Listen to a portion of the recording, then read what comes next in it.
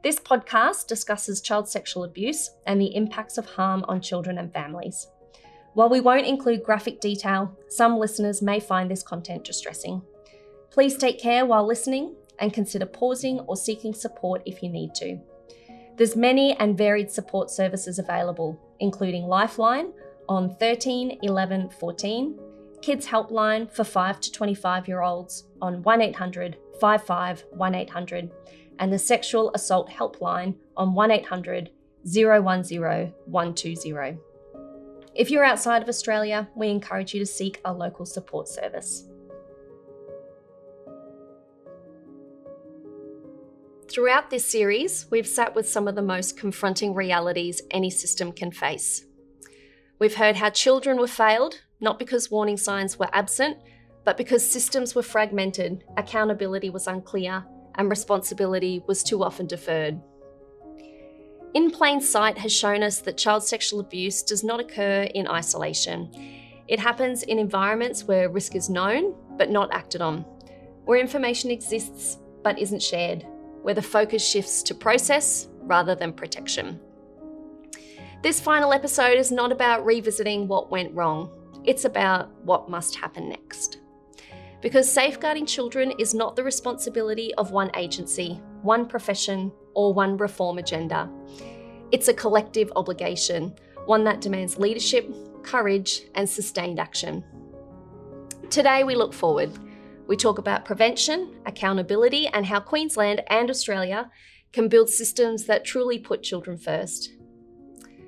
Our expert for this episode is Dr. Deevna Haslam, clinical psychologist with a doctorate in the field of parenting. She is an associate professor and senior principal research fellow with the School of Public Health, University of Queensland. I'm also joined again for the last time by Luke Twyford, Principal Commissioner of the Queensland Family and Child Commission and Chair of the Child Death Review Board, to reflect on the legacy of this review and what safeguarding the future really means.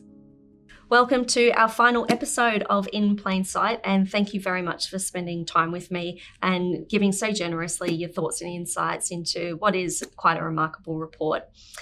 This episode is looking at safeguarding and safeguarding into the future, but I'm conscious that many of our listeners won't be familiar with that term or really have a deep understanding of what it means. So can you give us an understanding or a description of what safeguarding is? I can do my best. Yeah. I think it's going to be an insight into the psychology of Luke, which isn't always, a pretty place. But I break it down as a word. I think it's safe and it's guarding. And if we think about bodyguards or guard dogs or guard rails, they're things that we put in place that form a barrier to protect us or to keep us safe. So child safeguarding, well, what are the guards we're putting around our children to keep them safe? And that's a very simplistic and slightly blunt way to explain it. But at its base, that's what I think I mean when I say governments need to do more to safeguard children. We need to introduce a safeguarding policy. We need a safeguarding entity.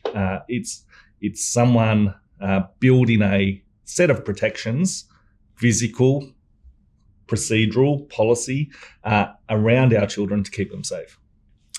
After everything you uncovered in your report In Plain Sight, what does safeguarding the future, which is part of the report, what does that actually require us to do differently? Well, we've made 28 recommendations, and some of them are pretty bold and broad because we wanted to articulate that, knowing that we couldn't write another 500 words or another volume of report in the year that we had to do this review.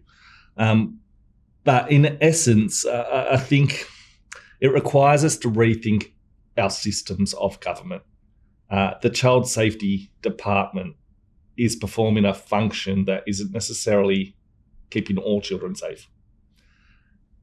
The criminal justice system and the police system are performing a function, but it's not necessarily preventing child sexual abuse. Organisations and their regulatory bodies are protecting children at a time and a place, but not universally. The blue card system is performing a function. So as we step through all the different things that we have to protect children, they're all doing their job, but it's not enough. And the report's key finding is that our current systems are inadequate. And so safeguarding the future is actually starting to tell the story of rebuilding new things, replacing current systems to protect our children. The Royal Commission into Institutional Responses to Child Sexual Abuse, which happened in 2017, it made more than 400 recommendations in its final report. And that really reflects the scale and complexity and enormity of the task before it. Your report delivers 28. Can you just talk us through why you made 28 recommendations when the previous Royal Commission made so many? Well, I don't like to compare. Mm-hmm. We wrote our report the way we thought would have the biggest impact and the clearest influence for contemporary times. We don't go in our recommendations to a level of design detail. We are more pointing at transformations we would like to see in a way that enables the community and the government of the day to create the details around what they will do. So, for example, we make the case for why we need a child safeguarding intelligence hub. We articulate over a couple of pages that intelligence hub should receive, store, collect, and analyse information about threats to children. We have a section on what privacy overrides they will need in legislation in order to do that, and what they should do when they detect a threat. But we don't design the whole thing. We haven't created 16 recommendations on each part of that intelligence hub. That detail will come later. And so our 28 recs are the big headline changes we want to see. And we are expecting that governments will respond and the community will give us more advice, as will the experts in this field, as to the actual details we need to add to those headline reforms. The recommendations are split up into two categories, I guess, transformational reform and operational reform. It's a different approach to potentially other reports that present recommendations. Can you talk us through the difference between the two? Yeah, and it probably goes to my last answer a little bit. I've worked in government for pretty much all my career, and we get bombarded in government with recommendations. Every time someone reviews a problem, there are a list of recommendations that are made, and I have seen too often that it turns into a checklist. That the day the reports are released, people say, "Well, we accept all the recommendations in principle," and by the end of the first year, there's a press release that says 19 recommendations are closed, and 15 are underway, and 10 are still ongoing. And by year 2, those numbers change a bit. By year 3, those numbers change a bit. And 4 years on, you stand back and you go, well, did any of that actually change anything? We've got reports with ticks against recommendations, but did the system evolve? Did it transform? And so that's why we really wanted to make sure we didn't write a report that just had a checklist of things. It's actually a presentation of a future. And we want governments and the community to work out how they're going to get to that future, and to be accountable for getting there, not for doing the transaction we told them to do. The end of this should be that there are more children safe, that more organisations are safe, and that people who want to sexually abuse children are not working in Queensland or in organisations that work with children. So that's the outcome. If you want to not do 3 of the recommendations and do them differently to get there, I'll support that. So that's why there's operational recs and transformational recs. It's trying to articulate the future of safeguarding that Queensland and Australia needs, rather than creating the shopping list of checklists that governments can tick off or not tick off. So looking at those recommendations about the future of safeguarding, is there one that you would describe as the priority that is critical, it's not lost in the implementation? Well, if it was my wish list, there is a very clear page in the end of In Plain Sight where the 28 recommendations are presented visually. They're actually grouped, and there's a box called the Child Safeguarding Entity. We see the need and the benefit of a new organisation stood up with a specific role to collect threats and respond to threats, and to actually be that group of humans that puts together all the jigsaw puzzle pieces and starts to look at threats to our children that might not reach the criminal threshold, I'm going to call that one out. But say, if you look at the picture, there's about 16 other recs that fit within that entity.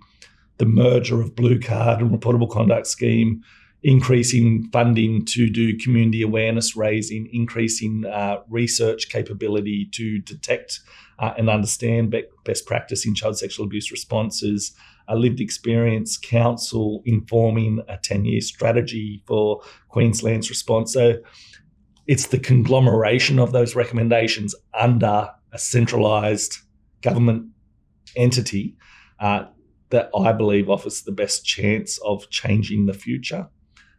Standing up an entity without all those other recs, I think, might create a hollow situation. And that's the level of detail I want to see in government responses. You've spoken quite a lot through many episodes about the importance of accountability. When we're talking about accountability, how do we ensure that it is delivered in a way that leads to change and not necessarily defensiveness or bureaucracy or administration? It's the right question, because I think that's the tension. When something goes wrong, and in this case, things went wrong, systems want to defend themselves. And we saw that in many of the responses that we requested and received as part of this review. There's a natural inclination to say, yes, there was an incident, but we had this, and this in place, and we were doing our best, and this was our workload. And that's all understandable, but it doesn't help us learn and prevent into the future. And so always speaking to a culture that's transparent, that's learning, that is constantly reflecting on itself and its performance is where we need to be. And I'd apply that at all levels. We need the single early childcare educator to be reflecting, learning, growing. We need the National Early Childcare Company, the board, to be reflecting, learning, growing. We need oversight bodies, including the QFCC, to be doing that institutionally, and we need political and community leaders to be doing that. Right now, I think we are at the point of understanding that our defensiveness is actually a risk to the future, that if we don't talk about this, it will continue to occur, that if we're not open to the need for change, this will continue to occur. And that's what the final part of In Plain Sight is all about. It's where are we today and what could the future be? And what's the pathway to get to that future? My final question to you along the same note is about safeguarding children into the future. Who owns that task? I think it's all of us. And I think it's the leader of every government. I think safeguarding the future requires the Australian community to actually realise it is some of the highest consumers of child exploitation material, to realise that 1 in 4 of our children are currently experiencing that form of abuse. And therefore, we all need to change who we are and what we do. It's our community, it's our neighbourhoods, it's our families. But in order to do a whole of society change, we need political leadership. And so I think we share accountability across the board, but we want to look up to those above us in positions of authority and power and see that they are supporting, pushing, and expecting the change to occur. Throughout this report, you and the board members were required to engage with very confronting material. Why do you do it?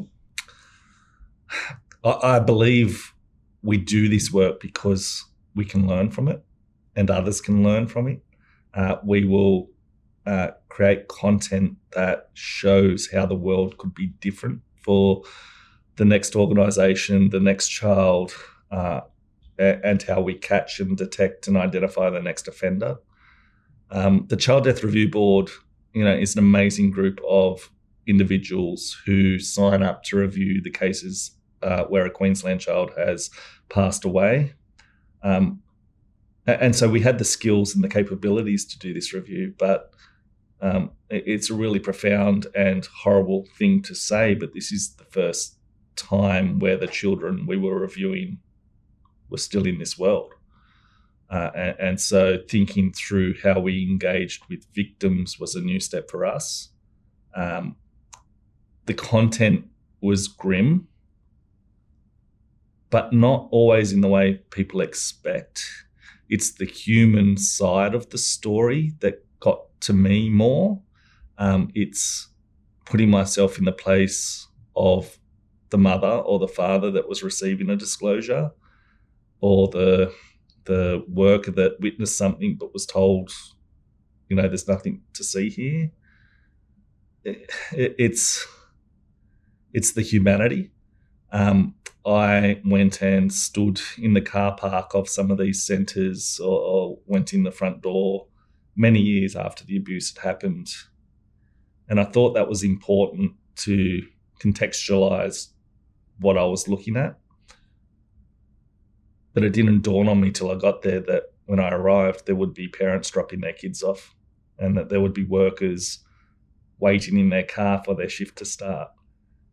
And that got to me, and I had to go sit in a cafe, and I cried, and emotions came out, and I wrote the open letter to the parents. That is in the report. In part because I think you can't do this work without the humanity, but you also need to know where to channel it, or it will bottle up and come out at the wrong time. And keeping the constant focus on what can the system learn, how can the system change, that is my role. It's not to dwell on trauma or tragedy. What can the system learn? How can the system change? Thank you so much for your time. Was there anything else that you would like to share with our listeners about the In Plain Sight report? Well, I think fundamentally I was trusted to lead this review, and it was a heavy burden over the last year. It has, shown me and exposed me to things that change how I see the world. But I was supported by 12 excellent board members and the Secretariat. We stood up a task force of experienced workers who each contributed their time, their effort and their intellect to write this report. And we had an expert panel with absolute luminaries across Australia in responding to child sexual abuse. So this was a collective effort with a profound message that makes it even more of a opportunity and a burden sitting here today, that we didn't just do it so that we could write a report. We want to see change, and the report is just the start of us collectively driving for that change. Well, on behalf of Queensland, I know they will join me in saying thank you to you and everybody who was involved with this report, board members and the expert panel. Thank you for your time, your expertise, but mostly your heart for delivering a report that really will change the future for Queensland. Thanks, Kirsty.